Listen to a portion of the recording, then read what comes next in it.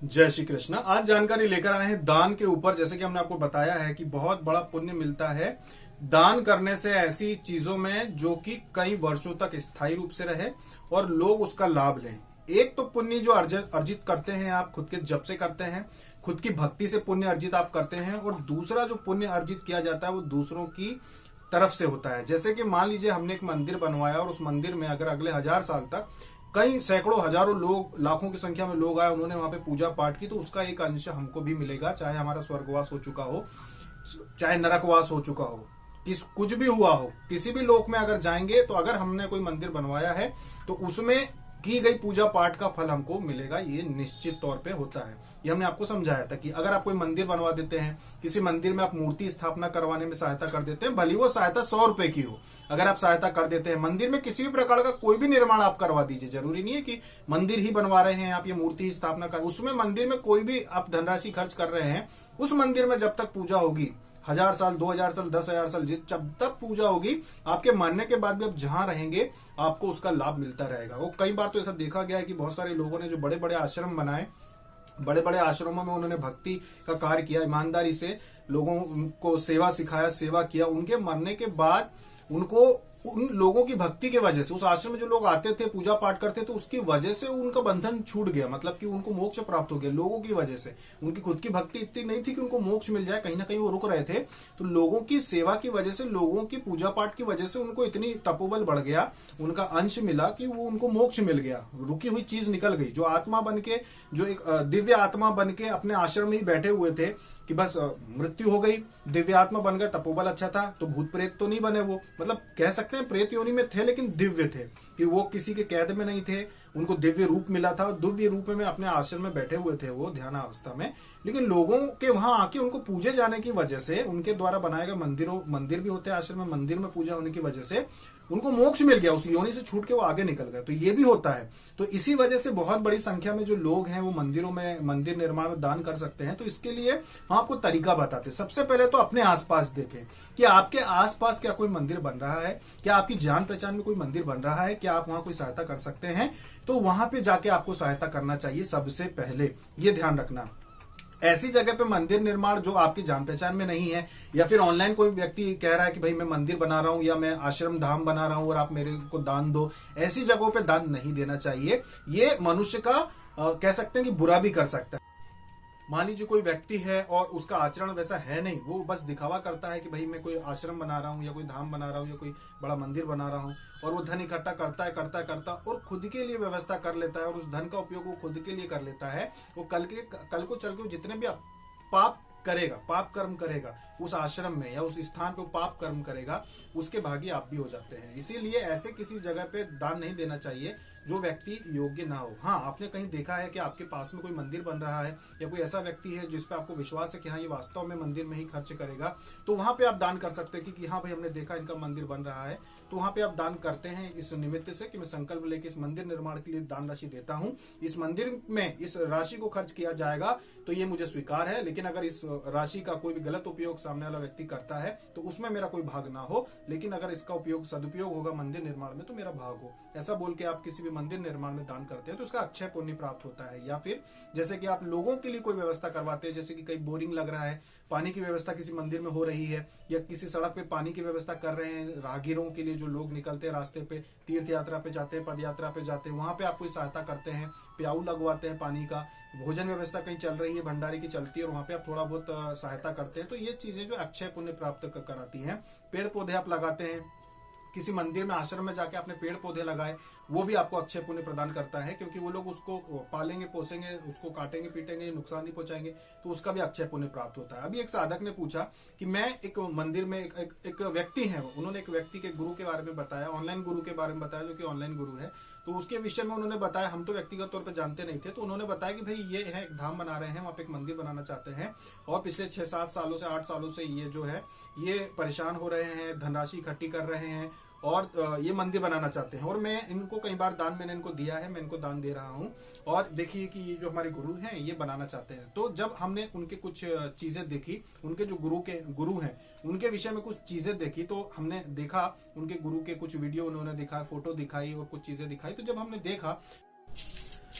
तो जब उनके वो जिन्हें वो गुरु समझ रहे थे कि भाई ये जो है धनराशि इकट्ठी कर रहे हैं, 40-50 लाख का ये मंदिर बनाना चाहते हैं, धाम बनाना चाहते हैं, सिर्फ मंदिर की जो राशि 40-50 लाख रुपए रहेगी। तो जब उनकी वो चीजें हमने देखी तो देखा कि उनकी फोटो वीडियो में जब देखा हमने कि वो जिस बिस्तर पे बैठे हुए थे, वो बिस्तर की कीमत, जो बेड जिसपे वो बैठे हुए थे वीडियो में देखा उनके, उस बेड की कीमत ही 1.5 लाख होगी। सिर्फ बेड की कीमत 1.5 लाख होगी। सोफे जो वो उपयोग कर रहे थे उन सोफों की कीमत भी शायद 1-1.5 लाख से ऊपर ही होगी। जिस तरह का फर्नीचर उनके घर में उपयोग किया गया था, जिस तरह का उनका घर दिख रहा था, उससे अनुमान लग रहा था कि कम से कम 2-2.5 करोड़ का उनका घर था, जो कि पिछले 6-7 साल के पहले नहीं था। तो ऐसे व्यक्ति को भी दान देने का कोई मतलब नहीं है, जो मंदिर बनाना चाहता है कि भाई मैं 40-50 लाख का मंदिर बनाना चाहता हूं और उसके लिए वो दान ले रहे हैं और आप दान दिए जा रहे हैं और मंदिर तो बना नहीं लेकिन 2.5 करोड़ का घर बन गया। तो ऐसे लोगों से भी आपको संभल के रहना चाहिए कि अब ये जो व्यक्ति रहते हैं, अब इन्होंने राशि तो ली दान के नाम पे, उसका जैसे भी उपयोग किया हो, और उसके बाद जितने भी वो गलत काम करेंगे, जितने भी वो उस पैसे से बनाए गए घर में या फिर जगह में वो गलत काम करेंगे, उसका कहीं ना कहीं इंसान भागी होता है, देने वाला भी भागी होता है कि आपने सहायता की तो अब आप भी भागी हुए, ऐसा रहता है। तो ऐसे लोग जो 40-40, 50-50 लाख की गाड़ी में चलते हो, जो खुद के लिए 2.5-2.5, 3-3 करोड़ के घर बना लेते हैं, लेकिन 40-50 लाख का मंदिर बनाने के लिए जो दान 6-7 साल से मांग रहे हैं, ऐसे लोगों से, ऐसे गुरुओं से भी सावधान रहें। बहुत सारे ऐसे अच्छे गुरु मिल जाएंगे आपको, जिनके विषय में आपको पहचानना कैसे है, जिनका पवित्र धाम हो, पवित्र मंदिर हो, पवित्र आश्रम हो, जैसे कि जो कथावाचक होते हैं, जो कथा बांचते हैं, जिनको वास्तव में शास्त्रों का ज्ञान है, आपको लगता है कि हाँ भाई ये शास्त्र का ज्ञान रखते हैं, भाई ये तो कथावाचक हैं, या फिर कोई ऐसे व्यक्ति हों जो प्रवचन देते हों, जो आपको लगता है कि भाई ये वास्तव में इनका जो ये मंदिर बना रहे हैं, वास्तव में ये कोई ऐसा स्थल बना रहे हैं जहाँ पे लोगों के लिए सारी व्यवस्थाएं हो रही हैं, तो ऐसे लोगों को दान देने का लाभ होता है कि भैया चलो मंदिर में ही उपयोग हो रहा है। ऐसे लोगों का नहीं, जिनको शास्त्रों का ज्ञान ना हो, जो संस्कृत बोल ना सकते हो, जिनको कोई भी किसी प्रकार का ज्ञान ना हो, बस बोल बोल के जो सिर्फ ये कह रहे हो कि भाई मैं बना रहा हूँ 2-2 और 2.5 करोड़ का घर बना लिया, जिनके सोफे बिस्तर जिस पे बैठे हो वो 1.5-1.5 लाख के बिस्तर पे बैठे हुए व्यक्ति जो हैं, वो कैसे बना सकते हैं कोई भी आश्रम या मंदिर, या कैसे बना सकते? आप अंदाजा लगाइए कि जिनके घर में इंटीरियर है लेकिन मंदिर नहीं बन पा रहा हो, ऐसे लोगों को दान देने से बचें। ऐसे लोगों को दान अगर आप देते हैं सिर्फ बातों पे विश्वास करके, तो आपका बुरा होता है, पहली बात। दूसरी बात, जिन गुरु की वो बात कर रहे थे, जिन गुरु का उन्होंने बताया कि भाई ये दान ले रहे हैं, उनके साथ के लोग कहाँ हैं? देखिए, दान लेने के लिए, किसी प्रकार का दान लेने के लिए, किसी प्रकार की संस्था बनाने के लिए जो एक पूरी समिति बनती है, समिति में कई मेंबर होते हैं, कई लोग होते हैं, तब जाके दान लेने के लिए परमिशन मिलती है कि भैया आप ठीक है, आप समिति बना सकते हैं, मंदिर बना सकते हैं। तो वो लोग कहाँ हैं? वो लोग कहाँ हैं जो समिति में जुड़े हैं? वो लोग कहाँ हैं? ऐसा कोई भी व्यक्ति जो हमेशा अकेला ही रहता हो, जिसके साथ कोई स्थायी रूप से है ही नहीं, जिसके समिति के कोई सदस्य ही नहीं है, जो व्यक्ति हमेशा नए नए लोग उनके साथ आते हो, फिर छोड़ के चले जाते हो, फिर नए लोग आते हो, छोड़ के चले जाते हो, ये व्यक्ति जो होते हैं ये दान के पात्र नहीं होते हैं, क्योंकि इनकी कोई समिति जो नहीं है, कुछ गिनती के लोगों से मिलके जुलके समिति बना के और दान लेके पैसा खुद के लिए उपयोग करते हैं। वास्तविक लोगों की तो समिति होती है, वास्तविक लोगों के साथ काम करने वाले लोग होते हैं, जुड़े होते हैं, जिनको वो निकाल नहीं सकते, क्योंकि जो एक संस्था होती है वो कई लोग मिलकर बनाते हैं। कोई एक व्यक्ति का उसमें वर्चस्व नहीं होता, किसी एक व्यक्ति के नाम से नहीं चल सकती वो, और अगर एक व्यक्ति अपने नाम से चलाता है तब भी उसके मालिक बहुत सारे लोग होते हैं, बहुत सारे लोग मिलकर उसको बनाते हैं।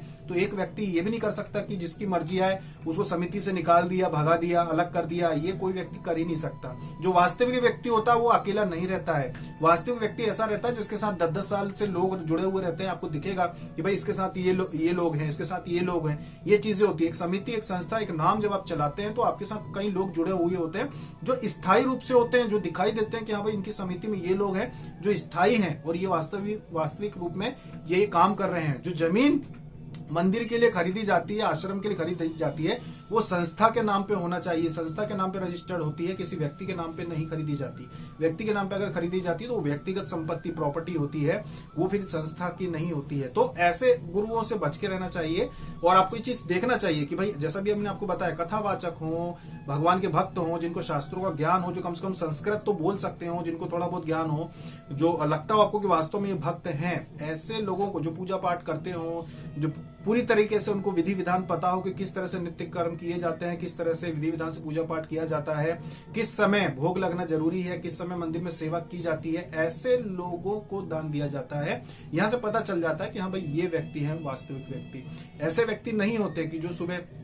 6 बजे से रात के 12 बजे तक जो है लोगों से दान मांग रहे हो, जिनका पता ही नहीं है कि पूजा कब करते हैं, जिनका पता ही नहीं है कि ये सूर्योदय के पहले कब पूजा होती है, सूर्योदय के बाद कब पूजा होती है, भोग कब लगाते हैं, जिनका ऐसा कुछ पता ही नहीं हो, ऐसे लोगों को आप आश्रम के नाम पे दान मत देना। जैसे वो साधक ने किया कि ऐसे गुरु को, ऑनलाइन गुरु को दान दिया जिसने 2.5 करोड़ का मकान बना लिया, 25, 30, 40 लाख की गाड़ी में घूमते हैं, लेकिन मंदिर के 30, 40 लाख नहीं इकट्ठा कर पा रहे। तो ऐसे लोगों से बच के रहे। और दान जो रहता है, जैसे अभी कुछ साधकों ने फोटो भेजी थी कि उन्होंने मंदिर, उनके आसपास में ही मंदिर बन रहे थे, तो उन्होंने उसमें धनराशि खर्च करके खुद आगे रह के खड़े होकर मंदिर में सहायता की। भले थोड़ी बहुत आप एक दीवार उठवाई हो आपने, कोई फर्क नहीं पड़ता, उन्होंने सहायता की, बहुत अच्छा हुआ। कुछ साधकों ने बताया कि उन्होंने मंदिर में जो रेलिंग होती है, रेलिंग लगवाई, किसी ने बैठने की व्यवस्था करवाई, किसी ने पानी के नल वगैरह, टंकी वगैरह, जो वहां फिल्टर वगैरह होता है वो लगवाया। तो ऐसा आप आगे खड़े होकर मंदिर में अगर काम करा दे तो ये ज्यादा अच्छा है कि आपके आंखों के सामने तो हुआ, आपने देखा तो कि चलो ये हुआ है, ये चीज अच्छा है। अगर आपको मंदिर में दान करना है या मंदिर में सहायता करनी है तो आप इस तरह की सहायता करेंगे तो बहुत अच्छा रहता है। वो एक वास्तविक दान होता है कि आपने देखा, अपने हाथ से लगवाया, आप वहां खड़े थे, आपने देखा कि ये चीज आपके पैसे यहीं पे लगे, ये अच्छा दान होता है। ना कि ऐसा कि किसी ने अकाउंट नंबर दिया और आपने 1 लाख रुपए भेज दिए या 51,000 रुपए भेज दिए कि ठीक है आपके मंदिर में आप लगा दीजिए। जिस मंदिर का आपने देखा तक नहीं कि यहाँ पे बनेगा भी कि नहीं बनेगा, यह सामने वाले व्यक्ति ने, ऐसा तो नहीं है कि 50 लाख का टारगेट रखा है मंदिर बनाने के लिए और 50 करोड़ दान ले लिया हो। ऐसे भी होते हैं लोग कि वो उनका मन ऐसा ही हो जाता है, उनका मन ऐसा ही हो जाता है कि उन्होंने मन में सोच लिया कि 50 लाख का मंदिर बनाना है, तो भगवान ने उनको परमिशन दे दी कि आप 100 करोड़ दान ले लो। उनको लगता है कि उनका हक बनता है कि 100 करोड़ ले सकते हैं वो 50 लाख का मंदिर बनाने के लिए, बाकी के जो रहे वो उनका हक है। तो ऐसे लोग भी होते हैं, और ये ऐसे जो लोग होते हैं बचे हैं आप, ये इन लोगों से बचे हैं आप। वास्तविक लोग ऐसे नहीं होते। दान का एक पैसा भी सर्वनाश कर देता है, दान का लिया पैसा, इसलिए हम डरते हैं। पहले भी हमने लॉकडाउन के समय जो लोग दान कर रहे थे तो हमने मना किया था वीडियो के माध्यम से कि अभी हमारे यहाँ कोई कार्यक्रम नहीं हो रहा है इसलिए आप दान ना करें, क्योंकि हमें डर लगता है कि दान का पैसा बहुत खतरनाक होता है। दान का पैसा समझ लीजिए जहर के जैसा होता है कि अगर आपने उसको ले लिया और खुद के उपयोग में अगर ले लिया उसको, पैसे को आपने जिस नाम से आपने अगर दान लिया है उस चीज में उसको खर्च नहीं किया तो आपका सर्वनाश हो जाता है, आपकी पीढ़ियों को तक भुगतना पड़ता है। मतलब कि अगर मान लीजिए आपने 50 लाख रुपए दान के रख लिए, लोगों से इकट्ठा करके रख लिए, अब उसका उपयोग आपने मंदिर बनाने में नहीं किया, आपने मंदिर बनाने के लिए बोला, मंदिर बनाने के लिए नहीं लिया और खुद के लिए लग्जरी गाड़ी ले लिया आपने कि मंदिर तो अपने को 10 लाख का बनाना है, 50 लाख इकट्ठे हो गए, 40 अपने हो गए। आपने तो संकल्प लिया था कि 10 लाख तक का मंदिर बनाना है, वो 40 लाख जो आपने हड़प लिए दान के पैसे के, वो आपको अपने जीवन में ही भोगना पड़ेगा। ऐसा रोग, ऐसी बीमारी होगी कि अभी तकलीफ होगी आपको, आपकी आने वाली पीढ़ी को भी। जितना आपने जोड़ा वो सारा बर्बाद हो जाएगा। ऐसे लोगों की संतानें जो होती है, जो दान का पैसा खाते हैं, ऐसे लोगों की संतानें आज्ञाकारी नहीं होती। ऐसे लोगों की संतान जो रहती है बहुत ही ज्यादा, कहते हैं कपूत होती है, कपूत, क्योंकि लक्षण आ जाते हैं। अब एक तरफ बीज बोया है तो फल तो काटना है, उसका नियंत्रण, प्रकृति का संतुलन तो चलेगा। तो इनकी जो संतानें होती है आगे चल के बहुत बुरी तरीके से बर्बाद होती है। बहुत लोगों को तो ऐसा देखा है कि बड़े बड़े रोग हो गए, एक्सीडेंट में हाथ पैर ऐसे टूटे, उनके बच्चों के ऐसे टूटे कि इलाज कराने में घर बार सब बिक गया। तो दान का पैसा बहुत खतरनाक होता है, दान लेना कोई आसान नहीं होता। तो जो लोग दान लेते हैं, जो बड़े बड़े आश्रम जिन्होंने बनाए हैं, इन्होंने उसका सदुपयोग किया कि इन पे लोगों ने विश्वास करके इनको दान दिया। तो इन्होंने, जैसे वृंदावन में है, मथुरा वृंदावन में आप चले जाइए या फिर किसी भी तीर्थ स्थान पर चले जाइए, तो वहां पे जो बड़ी बड़ी धर्मशालाएं चल रही हैं उसका कोई मालिक नहीं है, संस्थाएं हैं जिन्होंने अच्छा काम किया, लोगों के लिए अच्छा काम किया, लोगों की व्यवस्था के लिए, लोगों की सहायता के लिए, लोगों की सेवा के लिए, समाज सेवा के लिए, भंडारे, लोगों के भोजन की व्यवस्था की, मंदिर बनवाए। तो वो वास्तविक लोग हैं जो दिखता है कि एक संस्था है, ऐसा वो सही होते हैं, वो एक सही तरीका होता है। ना कि ऐसे लोग जो 2.5-2.5, 3-3 करोड़ के घर बना लेते हैं खुद के लिए। इन लोगों से बचें, इन लोगों को समझें और इन लोगों से बचें। दान जो होता है वो बहुत खतरनाक चीज है। दान जो ले उसका सदुपयोग करो तो ही सही होता है, नहीं तो नहीं होता। बहुत सारे लोगों ने हमें भड़काने की कोशिश किया, बहुत सारे लोगों ने ऐसा कहा कि इस चीज का ऐसा उपयोग कर लो, इस चीज का, दान की बात नहीं कर रहे, दूसरी चीजों में भी इस चीज को ऐसा उपयोग कर लो, इस तरीके से आप पैसे कमा सकते हो। हम भी, यूट्यूब जो चैनल है वो हमारा 2011 या 2013 का है, बहुत पुराना हो गया। अगर चाहते तो अब तक हम भी करोड़ों कमा लेते। अभी पिछले 3-4 साल में जब यूट्यूब बहुत ज्यादा चला, तब से लेकर अब तक जो यूट्यूबर हैं, जो आध्यात्मिक लोग हैं, उन लोगों को अगर आप देखोगे तो सब लोग 3-3, 4-4 करोड़ की उन लोगों ने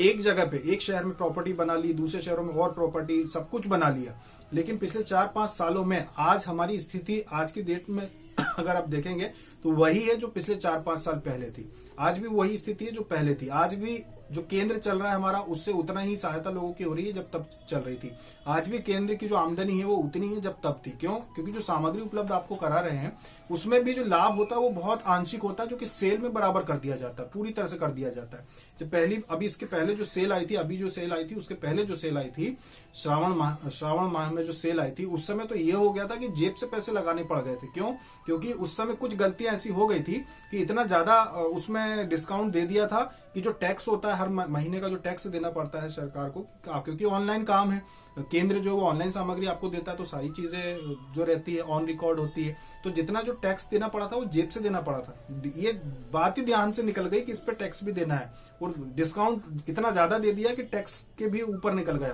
तो टैक्स जेब से भरना पड़ा था। जीरो प्रॉफिट, माइनस प्रॉफिट में चले गए थे, जेब से पैसे लगे, प्लस टैक्स भी फिर जेब से देना पड़ा था। तब फिर ये बात आई, क्योंकि शुरू की बात थी, ज्यादा सेल पहले कभी ऐसी सेल लाए नहीं थे, तो उतना ज्ञान नहीं था, तो कुछ चीजें ऐसी हैं जिनका ध्यान नहीं रखा, तो उस समय जेब से भी देना पड़ा था। पर कोई दिक्कत नहीं है, सादा की लोग हैं, साधना करते हैं, कोई परेशानी नहीं है। फिर पिछली जो सेल आई थी उसमें पूरी व्यवस्था ऐसी करी थी कि सब कुछ अच्छे से रहे, और बहुत सारी जो बहनें हैं, खास करके महिलाएं हैं, बहुत सारी बहनें ऐसी हैं जिनको निःशुल्क हमने सामग्री पहुंचा दी थी। उन्होंने सामग्री मांगी थी, उन्होंने नहीं कहा था हमें निःशुल्क चाहिए, उन्होंने सामग्री मांगी और चुन चुन के, लग रहा था कि हाँ भाई इनकी स्थिति ऐसी है, इनकी स्थिति ऐसी है, तो चुन चुन के अपने आप, जैसे कि 100 बहनों ने सामग्री मंगाई, तो 100 में से 50 को बिना राशि की सामग्री भेज दी। ऐसा किया था हमने पिछली बार सेल के समय पे, ये व्यवस्था की थी। जिनकी सामग्री छोटी मोटी हो, जैसे एक माला किसी को चाहिए या एक यंत्र किसी ने मंगाया है, तो उनसे राशि हमने नहीं ली थी, ये व्यवस्था हमने कर दी थी। उन्होंने ऑर्डर किया तो हमने बिना पैसे के उनको सामग्री दे दी थी। तो ये इस तरह से भी हमने व्यवस्था की थी। वो जो वीडियो देख रहे होंगे, ऐसी साधिकाएं होंगी जिन्होंने देखा होगा कि उनको निःशुल्क सामग्री कुछ ना कुछ मिली होगी, तो वो समझ गए होंगे कि हाँ, निःशुल्क सामग्री भी हम देते हैं। बहुत सारे लोगों को सामग्री के साथ भी निःशुल्क सामग्री दे देते हैं। जैसे किसी ने किसी एक साधना की सामग्री ली, उसमें हमको लगा कि भाई ये शिव जी का भक्त है और ये सामग्री ले रहा है, शिव साधना की सामग्री ले रहा है शिव जी की, तो चलो एक काम करो, भैरव जी की भी पूजा होना जरूरी है, चलो भैरव जी का यंत्र रख दो, तो भैरव जी का यंत्र निःशुल्क रख दिया। बहुत सारे ऐसे साधक है जिन्होंने चंदन की माला ली या भगवान कृष्ण से संबंधित यंत्र लिया, तो साथ में हमने उनको वैजंती माला ऐसे ही रख दी कि चलो ये कृष्ण जी की सेवा करते हैं तो वैजंती माला भी चढ़ा देंगे, ये भी भेज दो, तो उनको भेज दी। तो ऐसे हम अपनी तरफ से भी अनुमान लगा कि कुछ सामग्री लोगों को ऐसे ही दे देते हैं। अगर चाहें तो वो सामग्री के पैसे ले सकते हैं, पर नहीं, हम निःशुल्क दे देते हैं। देखा जाए कि बहुत बार ऐसा हुआ, बहुत बार क्या, सैकड़ों हजारों बार हो गया होगा कि जब भी लोग साधना की सामग्री लेते हैं तो कई बार 100 रुपए से लेके 500 रुपए तक की चीज ऐसी रख देते हैं। किसी ने एक माला ली, उसको 2 माला रख दिया। एक माला ली 501 की और उसको 501 की 2 माला रख देते हैं, मतलब कि उसका कुल देखा जाए तो 1000 रुपए हो गए, लेकिन उसको 501 में ही 2 मालाएं रख दी। तो ये गलती से नहीं होता, ये जानबूझ के रखा जाता है। बहुत सारे साधकों के साथ होता है, सबके साथ नहीं, पर यह है कि ज्यादातर के 80% लोगों के साथ ऐसा होता है कि कोई ना कोई सामग्री ज्यादा रख के उनको दे देते हैं। तो उसका कारण यही है कि कहीं ना कहीं ऐसा कोई भार अपने ऊपर ना रह जाए कि अध्यात्म के नाम पे अपन ने कहीं से पैसा जुटा लिया, ये चीज दिमाग में ना रह जाए, अपने कर्म में ना रह जाए, कहीं अड़ ना जाए ये चीज। इसलिए ये चीजें की जाती है कि लोगों की आशीर्वाद भी मिलना चाहिए, लोगों का पुण्य भी थोड़ा बहुत अपने को मिलना चाहिए, कि लोग खुशी खुशी ये कहें कि भाई इनका भला हो। तो इसी चीज को ध्यान में रखकर ये सारी चीजें की जाती है कि सेल के दौरान और यूं भी बिना सेल के भी लोगों को सामग्री हम देते हैं। तो ये चीज बहुत महत्वपूर्ण होती है कि जब आप दान देते हैं तो उसका सदुपयोग होना चाहिए। सदुपयोग होगा तभी उसको आपको अक्षय पुण्य प्राप्त होगा। पुण्य तो मिलेगा, ऐसे अगर किसी आप दुष्ट व्यक्ति को भी दान दे देते हैं और उसने उसका गलत उपयोग कर लिया, तब भी क्योंकि दान तो किया है आपने, तो पुण्य तो आपको मिलेगा, लेकिन अक्षय पुण्य नहीं मिलेगा। अक्षय पुण्य तब मिलता है जब उचित पात्र को आप देते हैं, जब आप सुपात्र को आप दान देते हैं तो उसका ही आपको पूर्ण पुण्य मिलता है। तो ये जानकारी थी दान के ऊपर कि जो लोग साधक जो मंदिरों की फोटो भेज रहे हैं, बहुत अच्छा कर रहे हैं। आप अपने आसपास बनने वाले किसी भी मंदिर में जाके आप दान करें, बहुत अच्छी बात है। बजाय ऑनलाइन गुरुओं के अगर आप अपने देखे हुए मंदिर में दान करेंगे तो बहुत अच्छी बात है। आपके आसपास बहुत सारे मंदिर होंगे, आप जाके देख लीजिए कि भाई इस मंदिर में घंटी नहीं है तो आप घंटी लगवा दीजिए। किसी मंदिर में घड़ी नहीं है, आपने देखा भाई यहाँ तो घड़ी नहीं है इस मंदिर में, चलो पंडित जी से पूछ लेते हैं कि क्या हम घड़ी लगवा दें, उन्होंने बोला हाँ लगवा दो, आप घड़ी लगवा दीजिए। वहां पे कोई भी चीज आपको वहां पे लगता है कि भाई यहाँ पे ये चीज होना चाहिए कि एक लाइट नहीं है, एक बल्ब लगवा दें क्या, या एक पंखा लगवा दें क्या, यहाँ पे या बैठने के लिए साधकों को बैठने के लिए आसन नहीं है यहाँ पे, जो लोग आते हैं मंदिर में कभी कभी बैठते हैं, कुछ जाप करते हैं, वैसे वैसे तो मंदिर में आसन की आवश्यकता होती नहीं है, बिना आसन के भी मंदिर में कोई भी जाप किया जा सकता है, चाहे हनुमान चालीसा हो चाहे किसी प्रकार का। पर आपने अगर देखा, आपको लगा कि भाई चलो आसन रखवा देते हैं, 5 आसन दान कर देते हैं, तो आप वो दे सकते हैं। चटाई दान कर सकते हैं, भजन वगैरह का भी होते हैं, बैठने में किसी को दिक्कत ना हो तो आप चटाई दान कर सकते हैं। ऐसी छोटी छोटी चीजें आप मंदिर में दान करके और पुण्य कमा सकते हैं, छोटी छोटी चीजों से, बजाय इसके कि उठा के आपने 11,000 ऑनलाइन गुरु को दान कर दिए। भैया हम धाम बना रहे हैं, 50,000 दे दिया आपने, 10,000 दे दी, 11,000 दे दी, 15, और उनकी नई पे नई गाड़ियां आती जा रही हैं। तो ऐसा काम ना करें, अपने आसपास देखें और अपने आसपास दान दें तो बहुत उचित है। जैसे हमने पहले आपसे विवाह सम्मेलन के लिए दान लिया था, वही विवाह सम्मेलन में दान देना है, तो वो थोड़ा बहुत इकट्ठा हुआ, उसमें वो पूरा की पूरा वहां चला गया। अभी लॉकडाउन की वजह से, इस बार कोरोना की वजह से वो व्यवस्था ही नहीं, वो चीज ही नहीं हुई, सम्मेलन ही नहीं हुआ, तो वहां पे दान नहीं जा पाया। और एक विवाह सम्मेलन नहीं है, ऐसे 2 से 3 विवाह अलग अलग सम्मेलन होते हैं, तो उन तीनों जगह हम भेजते हैं जहाँ पे हमें सम्मान मिलता है, जहाँ के लोग हमें सम्मान देते हैं, जिनसे हमारा संपर्क है, हम उनको भेजते हैं। ऐसे तो बहुत सम्मेलन होते हैं, लेकिन जिनसे हमारा संबंध नहीं है, जो हमको जानते नहीं है, वहां पे हम नहीं देते, क्योंकि हम वहीं देते हैं जहाँ पे हमारी जान पहचान या हमारा संपर्क होता है, वहीं पे हम सहायता करते हैं। मंदिरों का भी ऐसा है, जो मंदिर हमारी नजर में होता है, जहाँ पे हमको पता है कि हाँ भाई यहाँ पे ये चीज की आवश्यकता, वहीं देते हैं। ऐसे ही अपने नाम से कहीं नहीं कि ये देखो इनने ये मंदिर बनाया और ऐसा अपना नाम लिखवा के स्वर्ण अक्षरों में, ऐसा काम नहीं करते। वहीं पे सहायता करते हैं जहां आवश्यकता होती है, जहां पे उसका उचित उपयोग होता है। तो ये थी जानकारी दान के ऊपर। आशा है कि आपको पसंद आई होगी कि आप किस तरह से मंदिरों में अगर आप सहायता करना चाहते हैं तो किस तरह से आप उचित दान कर सकते हैं। अभी तक के लिए इतना ही। जय श्री कृष्ण।